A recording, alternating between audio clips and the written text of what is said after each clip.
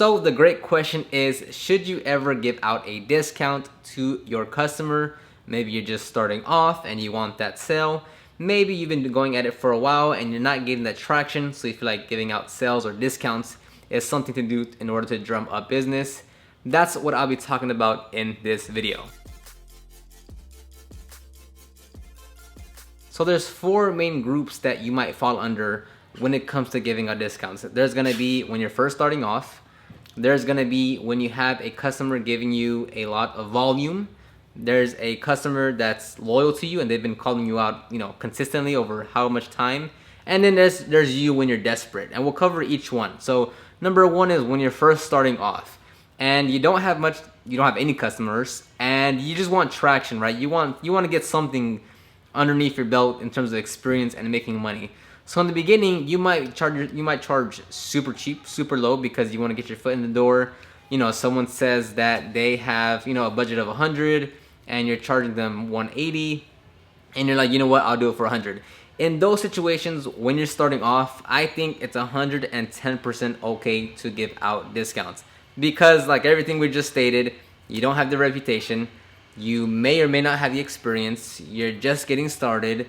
You shouldn't have too much of an ego to say like you have to hit an hourly rate of like $50 an hour. Like none of that is applicable to when you're first starting. You just want to get started and get that experience. So in the beginning phase, just starting off, not like for a very long time, but in the beginning phases, charging low and giving discounts is a great way, because you're just getting started. Now that should only go for a few details, like maybe 5 to 10 details, kind of condensed into like a few weeks or months. Like you don't want to let that mentality continue for like 6 months, because then you're just shooting yourself in the foot.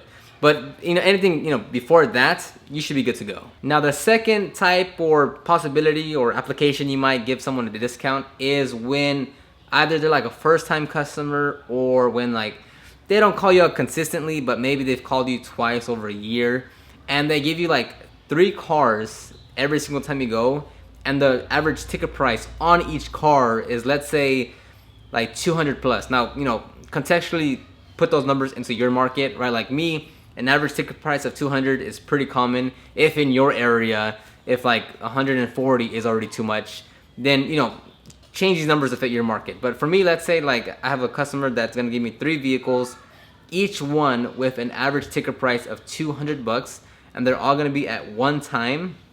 Usually the customer is going to ask for some type of volume discount, because they are providing 2-3 cars, and they're all going to be there that same day in the same driveway with me not having to do anything other than just work right there. So they for the most part always ask for a discount, and that's in a situation where I will give a discount out, and it's going to be a specific rate per car.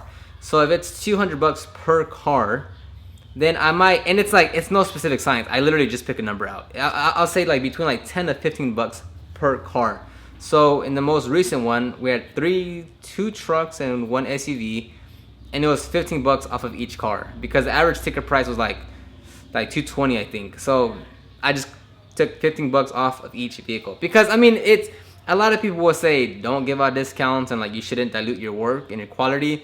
But they're giving you so much work. Like they're hassle free. They're a fun customer. They're happy to call you out. So like it's like just a win-win situation. Like they're giving you 3 cars. Just give them a discount. It's like a fair exchange between what they're giving you and the little 15 bucks per car is not going to be a deal breaker. And if you know what you're doing and you can work efficiently, you're not really losing out any money. So when they're giving you volume.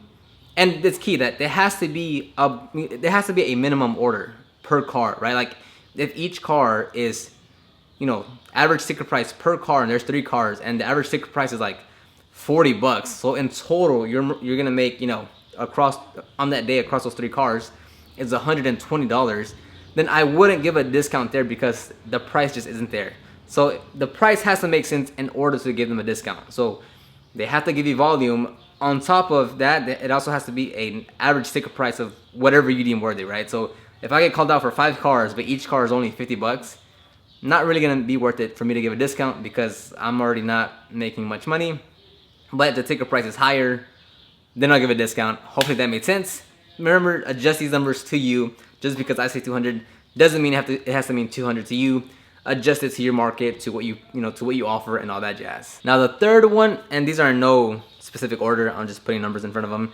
The third one is going to be on a repeat customer. So someone that's loyal to you, that that consistently calls you out maybe a couple times per month. Maybe you have them like on a weekly maintenance. They call you out maybe 5 times per year, 4 times per year for big jobs. So for those, I also like to either give a discount in terms of like, hey, you know what, today or next week or whatever, I'll just knock off whatever, a percentage or a flat rate number off of this service. And I'm not getting too, because I'm not trying to get too wound up in the technical details here of how much to what service, because that's irrelevant. That's not the whole point of it.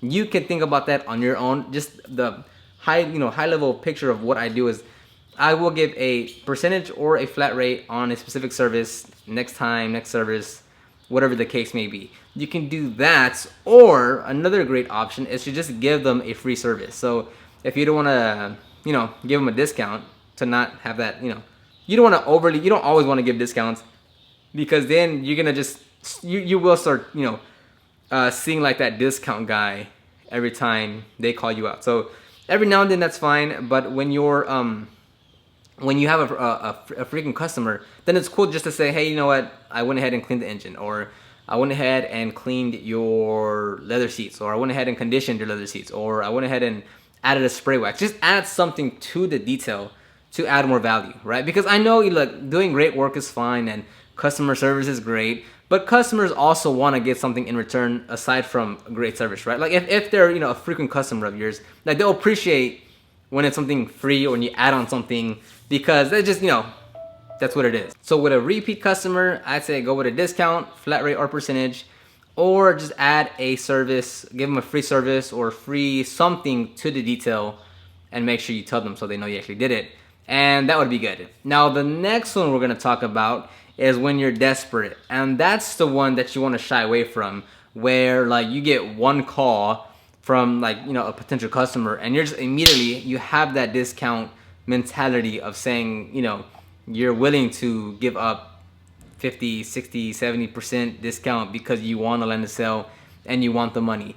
And yes, like this will kind of coincide with like the first one, where if you're still in the beginning phases, you will want to give out money. But you got to change the mentality of where you are from like when you just started and you're trying to get customers versus like you've been in it for 9 months and you just can't get a footing on something. You don't want to enter that desperate mentality, because you're just going to keep on going in a rabbit hole that you don't want to go under. So if you have someone call you up and they're like, oh, well, my budget is, whatever, 140 and you're charging 180, and you're just immediately going to be like, okay, well, I'll do it for 160. Okay, well, I'll do it for 140. I'll do it for 120. And they just keep on, and you just keep on working yourself down and down and down on price. And you'll repeatedly do this over and over. And when you're in that situation, it's not even like a sales technique. It's not a pricing thing. Like, it's just your business overall is not structured correctly. More specifically, like your marketing is not in place to be attracting the right amount of volume of potential customers to your business. So in that phase, like I wouldn't worry about selling, because that's not your problem anymore. If you're like in a desperate mode, you hardly get any phone calls, you can't convert them, they're not paying for your pricing, then that's not sales. That's you needing to increase your leads on a daily, weekly basis in order to give you a better chance of selling. I know a lot of people always come to me and they're like, hey, I've been in business for XYZ, here's my pricing, and just customers aren't buying, they think I'm too expensive. How do I get more customers? And when I ask them, well, how many people are calling you on a daily basis or per week? And they'll be like, oh, I get around 4 to 5 calls per week. And it's like, dude, I mean, at that point, it's not your technique. Like, it's not the actual tactical things that you're doing. Before you fix your sales, you have to fix your pipeline to get more people, to give yourself the higher chance, the higher volume of trying to sell. Right now, I always go back to like some sport analogy where like, okay, you want to improve your free throws, and you're taking 10 free throws, and then you're like, so what do I change? Where do I change my technique? It's like, dude, just get more practice in first. Like, at least do 100 free throws, and then let's talk about skill. But you barely have 10 free throws in. So it's the same thing where like you want to talk about sales and tactics and pricing and providing value and upsells and downsells, but you don't even have enough people coming to your business to really give you the chance to sell as much as you want. So like at a face value, like me personally, how I do things, I'd rather increase volume before I increase my sales skills, because I'd rather in the beginning, like, just, you know, you always want a lot of potential customers and your sales skills very high, but just picking one in the beginning to focus on, is I'd rather get more leads to my business and keep my sales skills low, because I just want a higher chance of selling. It's not as effective if you have very good high sales skills, but you get 4 phone calls per week. That's still not, just being the greatest salesman ever is not going to do you any good if you only get 4 calls per week. I'd rather be like a mediocre salesperson or have sales skills, but have 20 people call me per week, because I'll just be able to convert more. I get more practice. I get more experience by having a higher call volume than being a great salesman and having low call volume. And to be frank, I mean, we're not, as detailers, we're not really salesmen. We're not really salespeople. Like, we're not really selling them much about a service. Like, you know, if we're like in SaaS, like software as a business, if we're like B2B, if we sell like a webinar solutions, or if we offer, you know, that's real sales, where like you're actually coming over objections and stuff. Here with detailing, like, it's, if you're doing the right targeting and you have the right people in front of you calling you, there's not much sales that you have to do. Like, you're like an order taker, where they ask like, oh, what kind of, you know, what's your cleaning process, and, you know, when's your availability, and, you know, how do you do this and how do you do that? Like, they're just very basic questions that it's not really sales per se. And don't get me wrong, there's times where like they're still hesitant, or they have extra questions that you have to, you know, kind of move them forward in that sales decision for themselves. But it's not really like we have to overcome 50 objections and like they have to go talk with their spouse because it's such a huge purchase. Like, they're not buying a home. They're not spending $5,000 in a year on this provider. And like, it's a pretty straightforward process.